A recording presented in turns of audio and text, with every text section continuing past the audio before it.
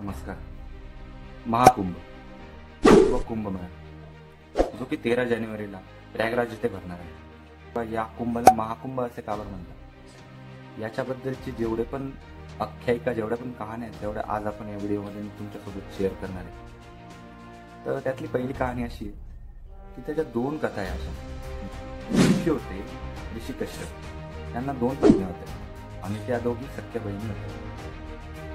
त्यापैकी जगामध्ये जेवढे पण साप, जेवढे पण सर्प आढळतात, त्या सगळ्यांची आई ही कद्रू यांना मानण्यात आलेली आहे. जोपर्यंत गरुड बाहेर आले तोपर्यंत माता विंती ही कद्रू आणि त्यांचे 100 मुलं यांच्या दासी झालेल्या होत्या. आणि जेव्हा ही गोष्ट गरुडाला समजली तेव्हा गरुड असे बोलले, इन शॉर्ट गरुड असे म्हणाले की मी असं काय करू जेणेकरून तुम्ही माझ्या आईला दास्यत्वापासून मुक्त करा.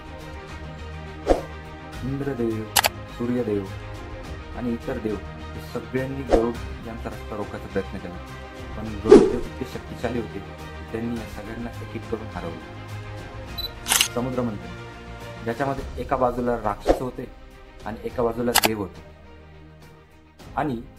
आणि पर्वताचं मंथन चालू असताना एक वस्तू बाहेर येत होता. त्यापैकी निघाले धन्वंतरी भगवान अमृत कलश घेऊन. आणि हे कलश पाहून राक्षस त्या कलशाकडे धाव घ्यायला निघाले की त्यांना ते कलश पाहिजे होतं. आणि देव होते, त्यांनाही ते कलश पाहिजे होतं.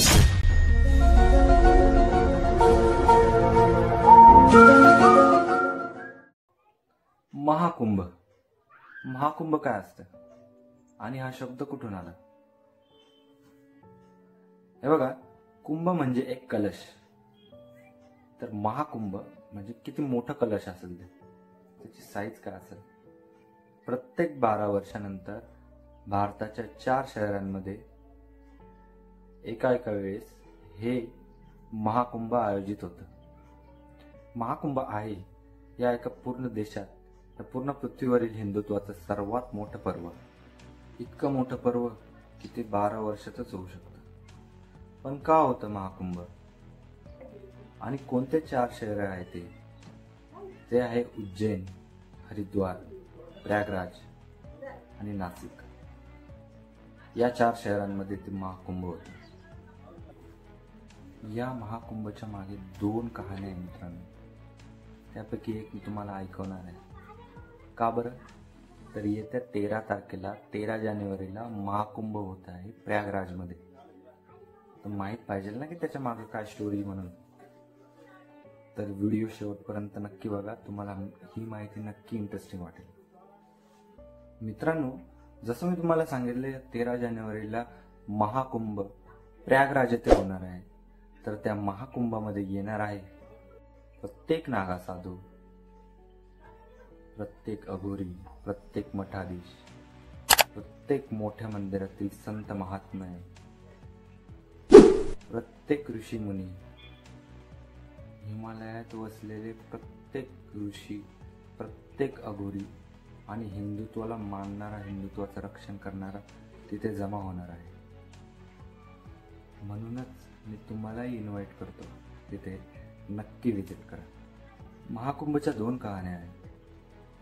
त्यापैकी एक अशी जी साप आणि गरुडदेव यांच्यातली आहे. काय आहे ती कहाणी?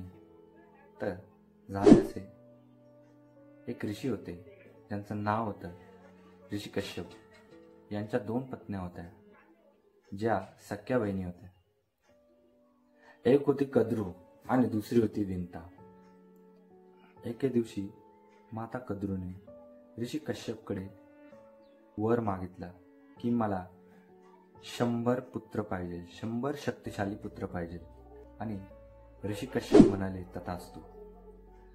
आणि तेवढ्यात कद्रू मातेला 100 अंडे मिळाले. आणि ते पाहून विनिताला सुद्धा वाटले की मलाही वरदान मिळाले पाहिजे. आणि त्याही ऋषी कश्यपांकडे गेला आणि ऋषी कश्यपांना मागितले, मला जास्त पुत्र नको, पण माझे पुत्र हे कद्रूच्या पुत्रांपेक्षा शक्तिशाली आणि श्रेष्ठ पाहिजे. तेव्हा ऋषी कश्यप म्हणाले तथास्तु.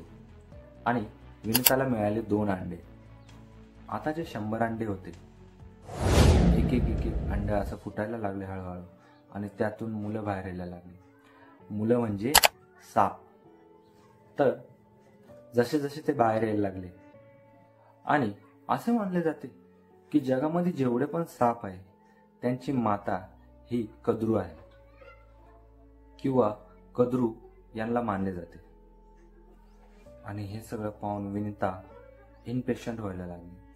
तिचा संयमाचा बांध हळूहळू तुटायला लागला आणि तिने विचार केला की हिचे पुत्र जन्माला येत आहे तर माझे का नाही येते.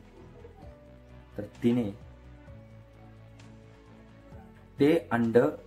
ते बाळ विकसित व्हायच्या आधीच ते अंड फोडून टाकलं आणि त्यामधून निघालं एक असं अविकसित मुलगा जे कमरेच्या खालून विकास झालेला नव्हता, पण कमरेच्या वरून ज्या बाळाचा विकास झालेला होता.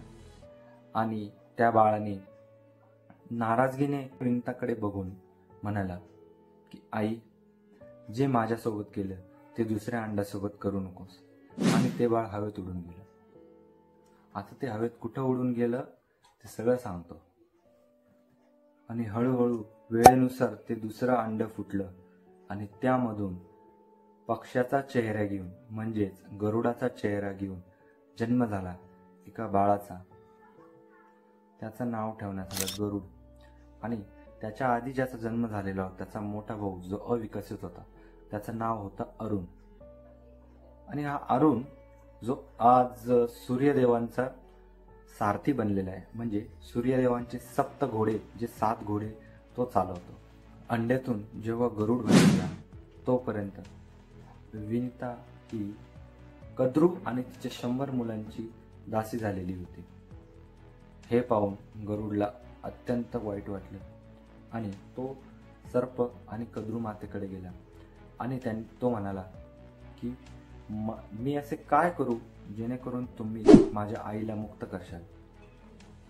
आणि तेव्हा त्यांनी सांगितले की वैकुंठ धामामधून अमृत कलश आहे ते तू आणून आमच्याकडे ठेव. हेच सांगता गरुड होता शक्तिशाली. तो म्हणाला मी काहीही करून ते अमृत कलश तुम्हाला आणून देईल. आणि तो निघाला वैकुंठ धामाकडे. तिथे इंद्रदेव, सूर्यदेव आणि जेवढे पण शक्तिशाली देव होते सगळ्यांनी गरुड देवाला थांबवण्याचा, अडवण्याचा खूप प्रयत्न केला. पण गरुड इतके शक्तिशाली होते की एक एक करत त्यांनी सर्वांना हरवलं आणि ते अमृत कलश येऊन बाहेर निघाले. आणि सर्व देव हे भगवान विष्णूंकडे गेले आणि त्यांना विनंती केली की कोण होता कोणीतरी पक्षासारख्या चेहऱ्याचा मानवी शरीराचा व्यक्ती आला आणि आम्हा सर्वांना हरवून ते अमृत कलश घेऊन चाललेला आहे. प्रभू तुम्हीच त्याला रोखू शकता, दया करा विष्णू देवता. आणि हे सगळं ऐकून विष्णू भगवानांनी त्या गरुड देवतांचा रस्ता रोखला आणि त्या दोघांमध्ये युद्ध चालू झाले. जसे युद्ध प्रारंभ झाले गरुड देवतांकडे ते अमृत कलश पाहून विष्णू भगवान म्हणाले तुझ्याकडे जे अमृत कलश आहे तू ते जपून ठेवलंय आणि ते तू ग्रहणही करत नाहीये, असे का बरं. आणि तेव्हा गरुड यांनी पूर्ण तो कहाणी सांगितली की कशी माझी आई सर्पांकडे दासी बनून ठेवण्यात आलेले आहे तिला. आणि मी जोपर्यंत अमृत कलश तिथे जाऊन नाही देत तोपर्यंत ते माझ्या आईला काही सोडणार नाही.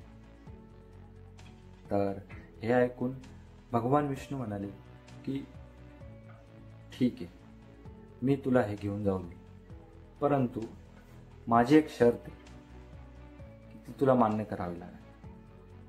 गरुड म्हणाले कोणती शर्त. तर ती अशी आहे की मी तुला ते अमृत कलश घेऊन जाऊ दे, परंतु त्यानंतर तू माझं वाहन बनायचं. आणि हे ऐकून गरुडदेव म्हणाले जशी तुमची आज्ञा प्रभू. आणि गरुडदेवाने जसे ते अमृत कलश सापांसमोर जाऊन ठेवले ते भगवान विष्णूंनी आपल्या मायावी शक्तीने ते गायब केले. आणि शर्त होती अमृत कलश आणून वैकुंठ धामावरून त्यांच्या समोर येऊन ते द्यायची आणि ते ठेवायची.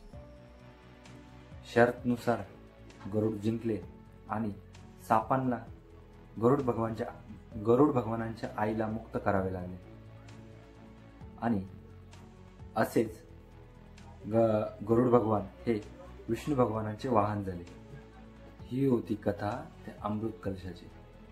कारण जेव्हा विष्णू भगवानांचं आणि गरुड देवांचं युद्ध चालू होतं तेव्हा अमृत कलशातले 4 थेंब हे धर्तीवर पडले आणि हे धर्तीवर त्या 4 जागेवर पडले, ज्या आहे नाशिक, हरिद्वार, प्रयागराज आणि उज्जैन, जेथे प्रत्येक 12 वर्षानंतर कुंभमेळा भरण्यात येतो. ही होती पहिली कथा. आणि दुसरी कथा जी समुद्र मंथनाशी जोडलेली आहे ती कथा आहे समुद्र मंथन, ज्याच्या एक बाजूला राक्षस होते आणि एक बाजूला देव होते. आणि कुर्म अवतार घेऊन स्वतः भगवान विष्णू त्या पर्वताच्या पायथ्याशी होते, पर्वताच्या ॲक्सेस पॉइंटला होते. आणि त्या पर्वतामधून एक मौल्यवान वस्तू बाहेर निघत होत्या. आणि तसेच त्या मंथनातून बाहेर निघाले श्री धन्वंतरी देव आणि त्यांच्या हातात होता अमृत कलश, म्हणजेच अमृत कलश. ते अमृत कलश जसे धन्वंतरी भगवान बाहेर आले ते अमृत कलश त्यांच्या हातून पळवून न्यायचा प्रयत्न राक्षसांनी सुरू केला आणि त्यांच्याच पाठीमागे देवांनी सुरू केला, कारण ते दोघांनाही पाहिजे होते. तर या सगळ्या ओढाताणीमध्ये अमृत कलश आलं देवांच्या हाती आणि देव ते राक्षसांकडून पळवून घेऊन जात होते.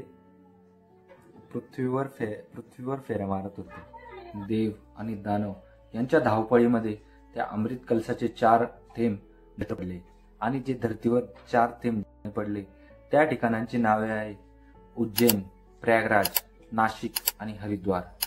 म्हणून त्या 4 ठिकाणी हा कुंभमेळा हा भरण्यात येतो. तर या होत्या त्या 2 कहाण्या ज्या महाकुंभशी रिलेटेड होत्या आणि त्यामुळे होतं महाकुंभ दर 12 वर्षांनी. तर आता तुम्हाला महाकुंभ आणि त्याचा इम्पॉर्टन्स समजलंच असेल. चला तर मग आजच्या व्हिडिओला इथंच विराम देऊ. मित्रांनो, तुम्हाला हा व्हिडिओ आवडला असेल तर लाईक करा आणि चॅनलवर नवीन असाल तर सबस्क्राईब करा. धन्यवाद. जय श्रीराम.